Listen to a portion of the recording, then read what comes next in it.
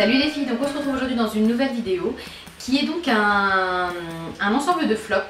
J'avais fait ce genre de vidéo il y a quelques temps déjà sur ma chaîne. Je vous mettrai donc le lien de mon ancienne vidéo en barre d'infos. Cette fois-ci je fais ma vidéo en collaboration avec une autre youtubeuse. Donc c'est Sarah de la chaîne Sarah Exo Beauty.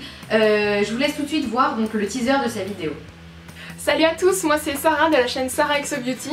Je ne sais pas si vous me connaissez, mais en tout cas aujourd'hui on fait une petite collab avec Iman et pour vous présenter en fait nos flops du moment. Ça nous arrive comme à toutes je pense, et c'est aussi un bon plan de partager ensemble ces flops pour éviter peut-être aussi que ce soit les vôtres. En tout cas moi j'ai tout ça à vous présenter, donc si vous voulez voir, eh bien je vous donne rendez-vous sur ma chaîne.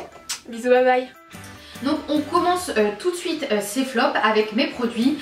Comme Sarah me l'a fait remarquer, j'ai surtout des produits américains, puisque on va dire que je suis plus influencée par les youtubeuses américaines.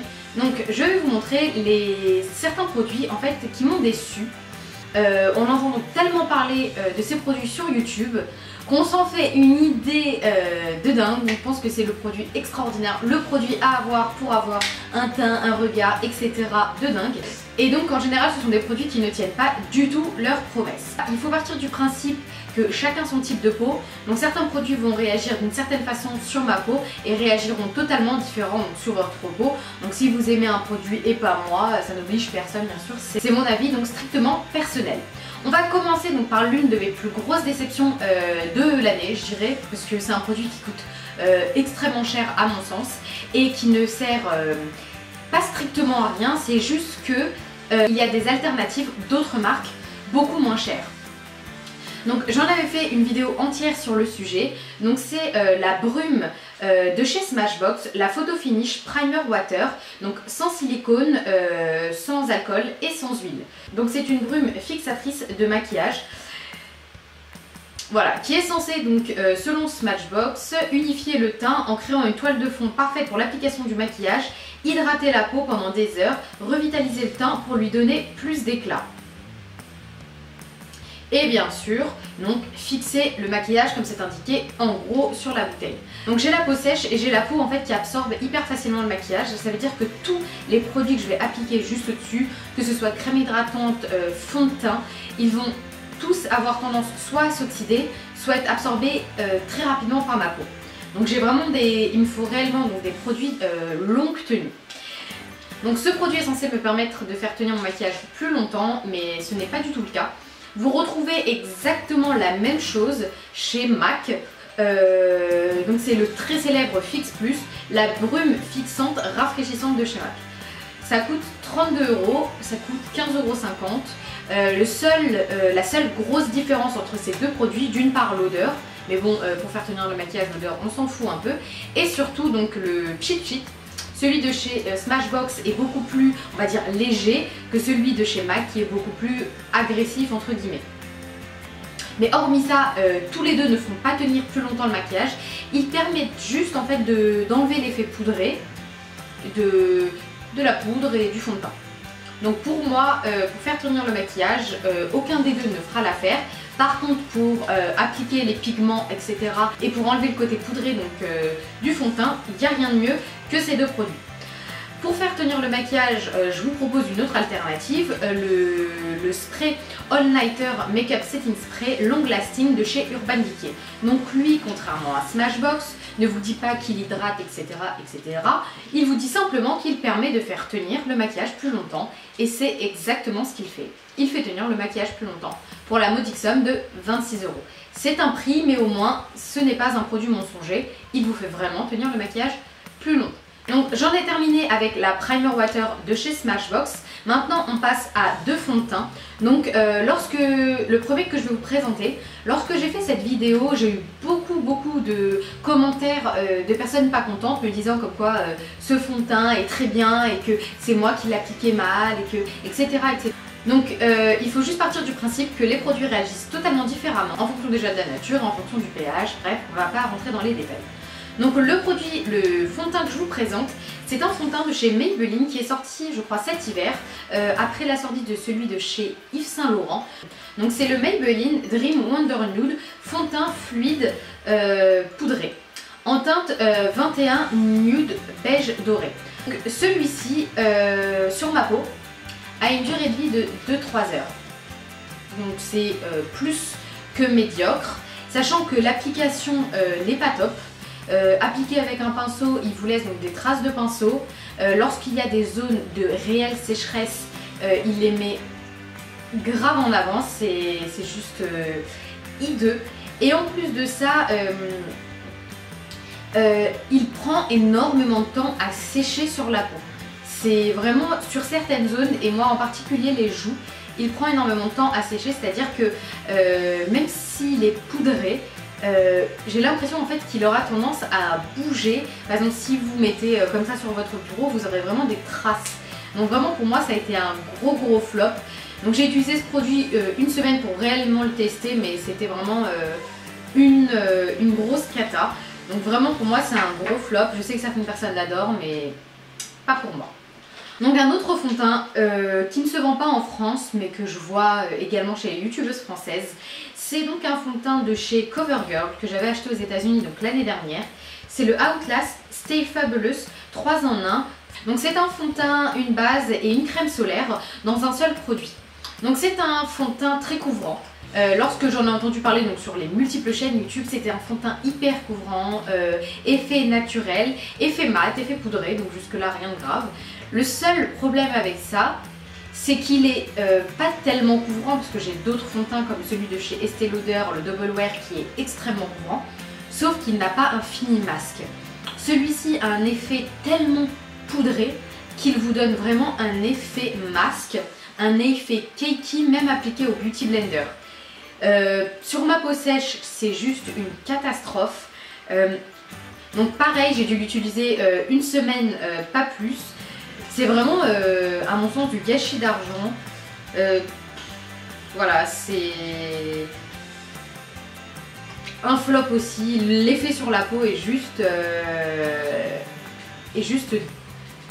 dégueulasse sur une peau sèche. Après, je pense que sur une peau à tendance grasse, je pense qu'il sera vraiment joli. En tout cas, sur ma peau, voilà, ça c'est niette.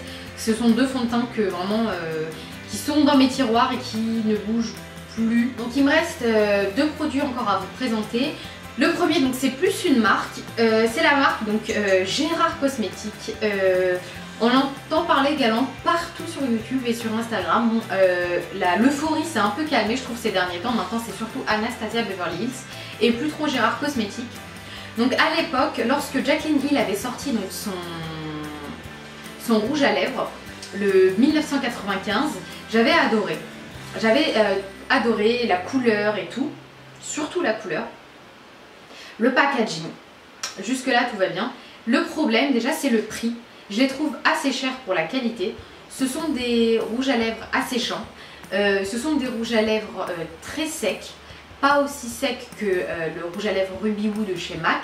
Mais ce sont vraiment des rouges à lèvres asséchants.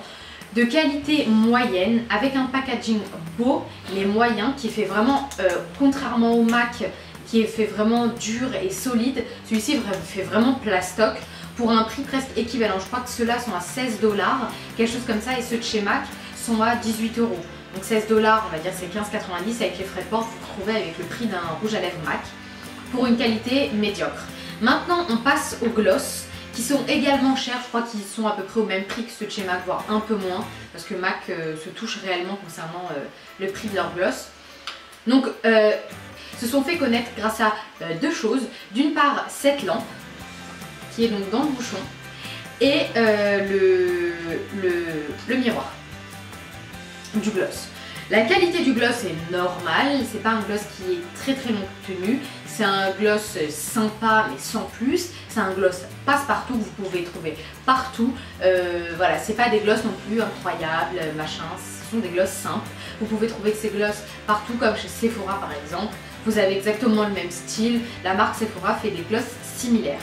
Le truc c'est que là on a de la chance, la lumière s'est allumée, en général donc elle s'allume une fois sur deux et le miroir en fait il est tellement petit qu'il ne sert strictement à rien. Lorsqu'en général j'applique ce gloss, j'utilise un vrai miroir et non pas ce mini miroir microscopique.